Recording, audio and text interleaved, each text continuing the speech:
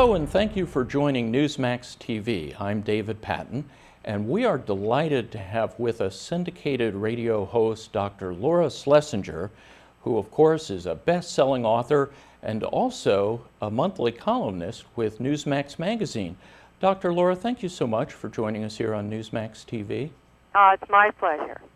You certainly had a big announcement on Larry King, and it took a lot of people by surprise, especially your fans. And I wanted to ask you, we had heard one report that you actually only informed your producer of your decision to leave your radio program just a minute or two before that Larry King broadcast. Is that accurate? And tell us how you came to that decision. Oh, no, that's not accurate. I don't have a producer. I have a partner in my company, Jeff Rich, who has syndicated my show from the beginning and then went to ABC, and he's been so busy with a million other things, but he came back to work with me again. And Friday morning is when I made the decision, and I called him and told him, and I said he had to figure out how to make this happen properly, and so he rolled the ball from there. Now, you talked a lot about in your interview that this was going to liberate you, but before we get to that, I wanted to jump back to the original incident on the program that led to this decision, or appeared to lead to it. No, that didn't lead to this decision. It's kind of the last straw, but yeah. It's not because of the incident at all. Tell us more about that, please. Well, a woman called and said she was black, married to a fellow who's white, and that his friends were racist toward her. I asked her, like I do every other caller, give me two really good examples of being racist, because people call and say this person's being unkind. Well, give me two big examples of them being whatever. Mm-hmm. And you usually find out one of two things. One, they're being treated poorly, or two, they're being hypersensitive. And so my job is to figure out which it is, because then I can help them better. So I was trying to probe the issue of her sensitivity toward race. And the first thing she said is, well, when they come over and we're having discussions, they ask me about a black point of view.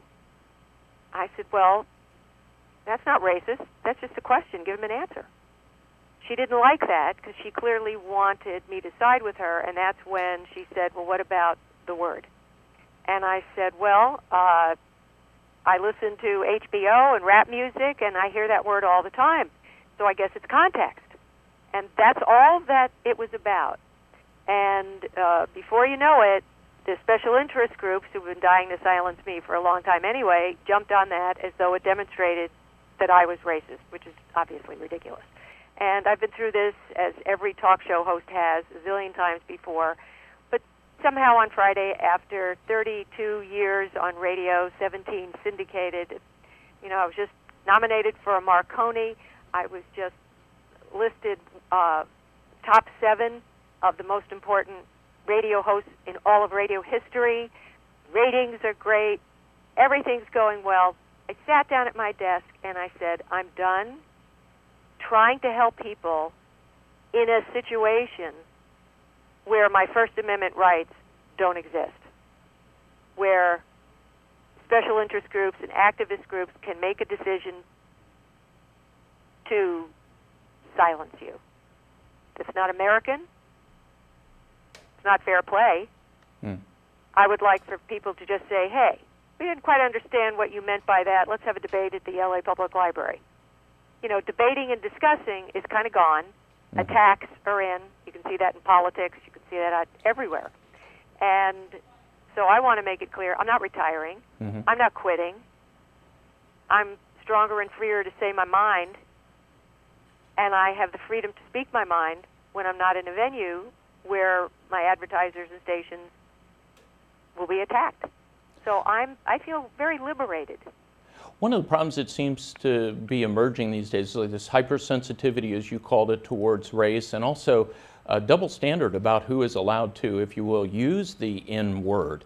What do you think of that? We've even seen some African American commentators come out and say, you know what, Dr. Laura has a point here, because if it's wrong for white people to use the N word, it's wrong for African Americans to use it as well. Well, the most important thing is I used the word in a neutral circumstance. This was not an attack. I was explaining a reality. And so that's what makes it so odd. But I made a mistake using the word because it hurts people's feelings. It wasn't until 36 hours after I issued my own apology, and I was never asked to apologize. I took myself off the air. I had 15 more minutes left of the hour. I took myself off the air for the last hour of my show because I was so upset that I had, blown an opportunity to make a point by using the word. And then I, some 6 hours later, wrote an apology, sent it to laradio.com, gave it in the morning on my radio show. There was no media furor. There was not even a media report about it. I just decided I had done something wrong. I policed myself. I apologized. And it wasn't until 48 hours after the event that the media got into it, and then it got all, how it happens. And, that was way too bad. But I want to make it very clear that 36 hours after I issued an apology for using the word in a neutral circumstance, I was accused of being a racist, for goodness sake. Well, and that's what seems to happen to people who just even engage in an honest or open discussion about race these days. And you mentioned in one of your online, I believe, a blog entry in the past couple of days, that the nature of radio and indeed the nature of being a public person in the media has really changed over recent years.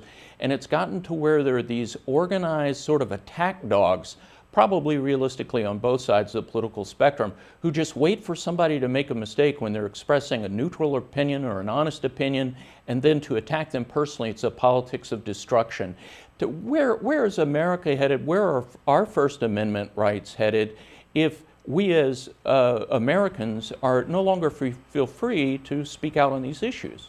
Well, when you have Nancy Pelosi saying she's going to investigate the people who feel profoundly, deeply, I hope that's grammatically correct, that a mosque should not be on ground zero, I think you can see where the First Amendment rights are going. It's bullying, and it's scary. We're going in the direction of Iran and Russia, for goodness sake, where if you say the wrong thing, you're toast.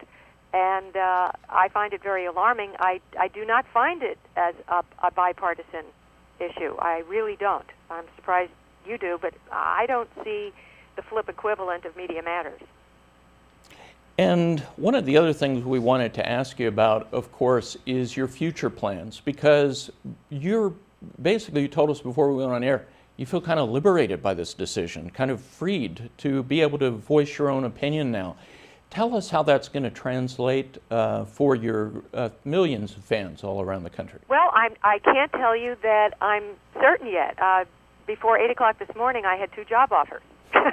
So I think there's going to be plenty of opportunities. Right now, what I am focusing in on, we have a brand new website up today. We have a YouTube channel.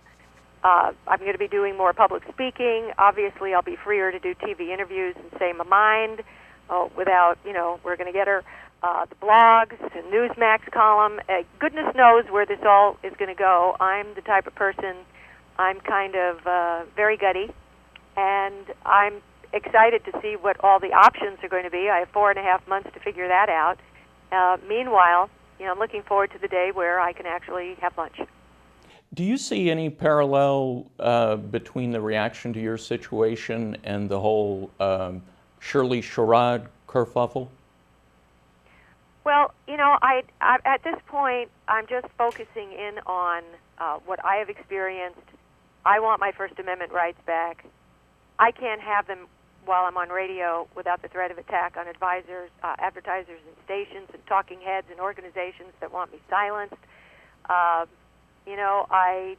I am looking forward to my opportunities. I got a great book coming out in January called Surviving Shark Attacks on Land.